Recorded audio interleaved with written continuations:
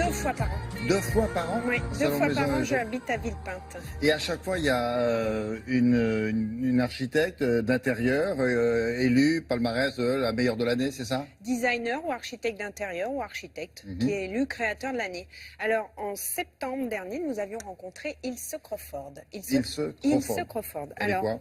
Elle est britannique, elle est atypique, elle vient du monde de la mode, n'importe quoi, elle est... Pardon, j'ai confondu avec celle de la semaine dernière. Cindy Crawford. Cindy Crawford qui vient du monde de la mode. On va la refaire, celle-là. Le salon Maison et Objets, donc chaque année, et lors de la dernière édition, donc on a, comme chaque année, élu une architecte d'intérieur ou parfois une architecte. Et cette année, elle s'appelle comment? Elle s'appelle Ilse Crawford. Alors elle vient d'où? Elle est britannique. Ah. Et elle est atypique. Ah non, vous n'avez droit pas à 2 fois. Non, elle est atypique. C'est une ancienne journaliste, en fait. Voilà. Elle a créé son studio en 2001.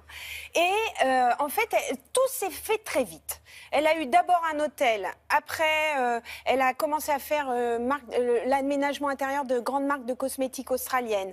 Après, elle a commencé à Stockholm à faire de nouveau un hôtel. Et là, les Suédois, parce que peut-être qu'effectivement, Ilse, c'est un prénom suédois, puisqu'on sait ce qu'on s'est demandé. Elle aime bien la Suède. Elle aime bien la Suède. Et bien, les Suédois, vous savez, ceux qui fabriquent des meubles en kit, non, je vois pas du tout. Ils lui ont confié une ligne de mobilier, ce qui est très rare aussi. Et cette ligne, elle cartonne.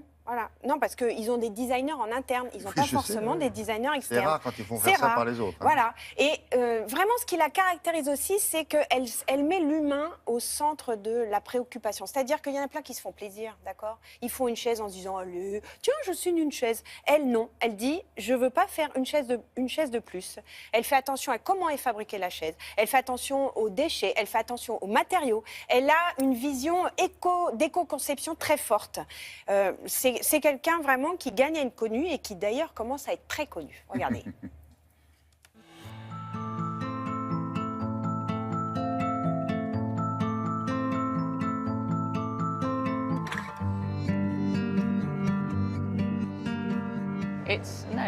Recevoir le titre de créateur de l'année est un grand honneur. C'est fantastique pour un designer anglais de se faire remettre ce prix par Maison et Objets. En tant que studio, nous mettons l'homme au centre de notre création, ses besoins émotionnels, physiques et pratiques.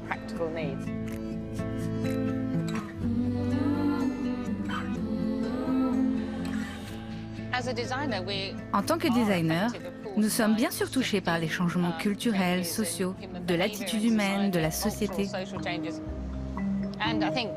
Et je pense que le plus significatif est le digital. Je pense que plus on devient digital, plus on brûle d'envie d'être physique. Sur chaque projet, nous passons toujours énormément de temps à écouter, regarder et nous mettre à la place des personnes pour lesquelles nous créons, avant même de lever le crayon.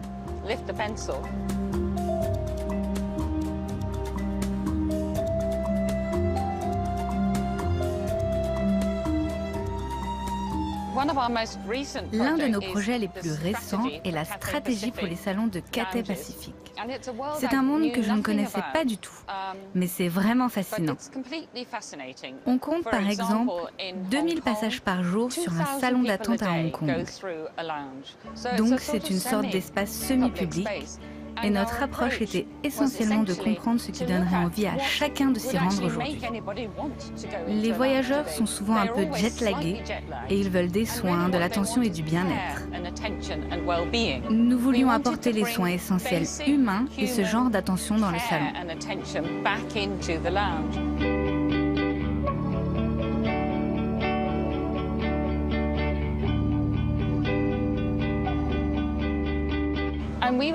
Et nous étions fascinés par l'idée qu'en fait, la tactilité est une impulsion humaine d'instinct.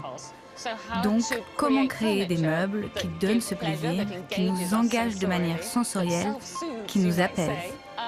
C'est très confortable de traduire cela par le design moderne, tout en utilisant des compétences historiques qui apportent de l'emploi, préservent la culture, l'identité. Tels sont les défis que nous aimons relever.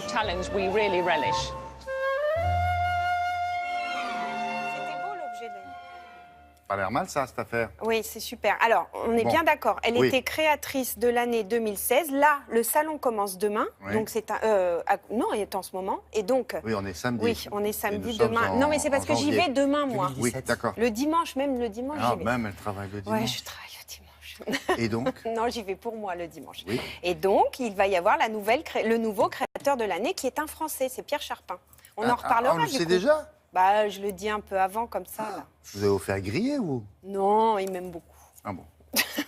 Je me la pète, hein. Elle balance le truc avant. Il y avait un embargo. C'est pas, moi, je n'ai pas entendu. Hein. En plus, alors là, Pierre Charpin. Allez.